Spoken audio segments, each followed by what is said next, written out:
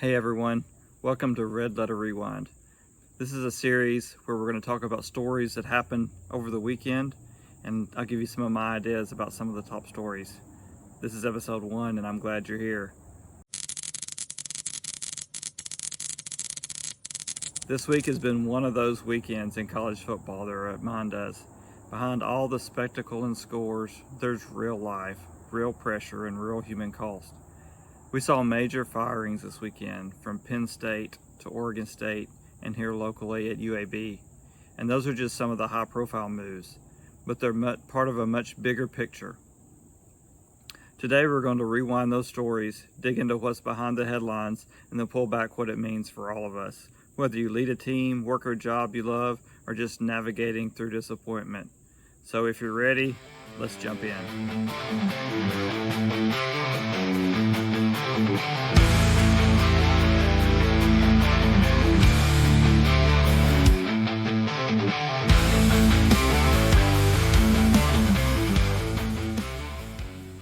First, let's set the stage. The 2025 college football season has already become one of the more volatile coaching cycles in recent memory.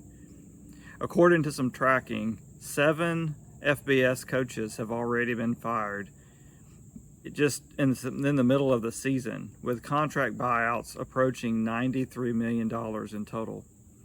With the parity in college football, the transfer portal, and the NIL, along with the pressure to win and win now, is greater than ever before.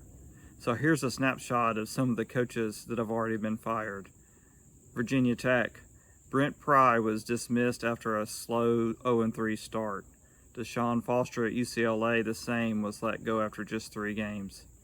At Oklahoma State, Mike Gundy, he's a man. He's 40. He's over 40 now, and he's out. Long-tenured icon at Oklahoma State, fired. Sam Pittman, who was relieved of his duties. Mentioned early, Oregon State, Trent Bray was dismissed over the weekend, along with James Franklin, after a disappointing stretch of games. At UAB, Trent Dilfer was fired. That's a lot of movement in just the early weeks of the season, and it's a reminder, in college football, the job can feel incredibly secure until it's not. So let's slow down for a moment and take a look more closely at the weekend's biggest moves, because these high-profile decisions carry weight for the program, but especially for the people behind the title. At Penn State, James Franklin took Vanderbilt over the top, bowl games. He was a great coach. He is a great coach. He's been at Penn State since 2014 with a strong record. Just a few weeks ago, he was ranked number 3 in the country. But things have unraveled. They've had key injuries, some close losses, and unmet expectations. The final blow was a loss to 22-21 to Northwestern over the weekend, a game that Penn State should have won. In this decision, Penn State will owe a massive buyout, reportedly around $50 million. Things over at Oregon State, they haven't looked good. Trent Bray had the Beavers 0-7 this year, and it didn't yield any consistent momentum, and over time, the pressure mounted. You can say it's because Oregon State lacks a conference. You can say the team members and the team just wasn't with the coach anymore. A lot of them left the program to the transfer portal, but ultimately this job is gone at Oregon State, and it's now open for a new coach. A little closer to home, let's look at UAB. Trent Dilfer's tenure has come to an end at UAB. The program cited disappointing results, including a 2-4 start and sustained underperformance. Trent Dilfer only managed a 9-21 record over 3 seasons, and his firing comes at a financial cost to UAB. It's reportedly in the $2 to $3 million range. Each of these firings are complex, not purely performance-based. Expectations, institutional culture, recruiting, pressure from boosters, all of this plays a role, but in every case, someone's life is affected. Now this is the part I don't want to skip over, because each press release is a human being, a spouse, children, coaches, assistants, support staff, recruiting teams, athletes who believed in them. Imagine being the coach in that room. You invest years, late nights, recruiting trips, character building, mentoring players. You handle media, expectations, scrutiny, personal criticism. The wins are lauded. The losses are celebrated by critics, and you sit in the hot seat. Then one day, it's over. Publicly, quickly, with little time to process, you're packing up your office, cleaning out your locker, navigating the financial consequences, public commentary. Your identity is stripped of the title. That can hurt. James Franklin was on top of the world when the season began, and now he's out. His family's out. All of his assistant coaches are questioning what they're going to do next. I know it's doubtful that James Franklin or his family will see this video. It's doubtful that Trent Dilfer, although maybe a little better chance since it's here local, will see this at all. But I want to shift now into a sanity check, a faith check, because when big losses hit, the fight is often internal, in our identity, in our beliefs, in our confidence. The Bible offers many stories of people who were defeated. You take Moses, for example. He spent decades in the wilderness after failure and rejection.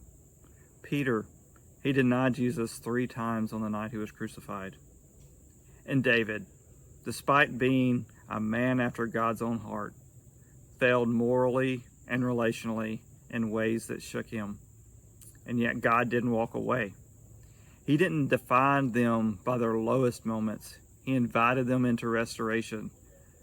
Like Romans 8:28 says, and we know in all things that God works for the good for those who love him and are called according to his purpose. That includes the painful, the disappointing seasons, the seasons we didn't choose. God can rewrite the narrative. He will rewrite the narrative. If your title is stripped or threatened, who are you? Or is it just a job, a reputation, or a child of heaven with worth beyond performance, with purpose beyond performance?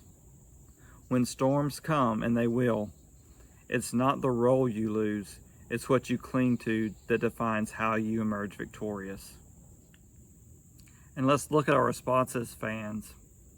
When we're a fan of a team whose coach underperforms, yeah, we realize these guys are making millions of dollars, and it's their job to win games. However, my faith says that I should not gloat in someone's failures. I should support them and be happy for the time that they spent at my team. I shouldn't be happy they're gone. I should encourage performance to improve and for them to be able to remain with the team. But I realize that that's not always possible. Let's put this even broader, because you may not be a college football coach, but you've got a story. You faced rejection, demotion, heartbreak, being undervalued, burned out, pivoting when life has forced you to. You've lost jobs, you've lost loved ones. Here are 3 life lessons that I believe we can all lean into. Your identity is deeper than your job. Whether you're a college football coach, or an accountant, or an attorney, or a teacher. You are more than the work you produce.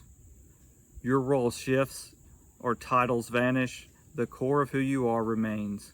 Character, relationship, faith, and how you treat others. Compassion over criticism. When someone fails, whether publicly or privately, our first posture doesn't have to be, I told you so. Sometimes the greatest strength is humility. I don't know everything, but I can hold space, speak kindness, and lend a hand. This season doesn't define your story. Your response does. Adversity can break you, or it can refine you.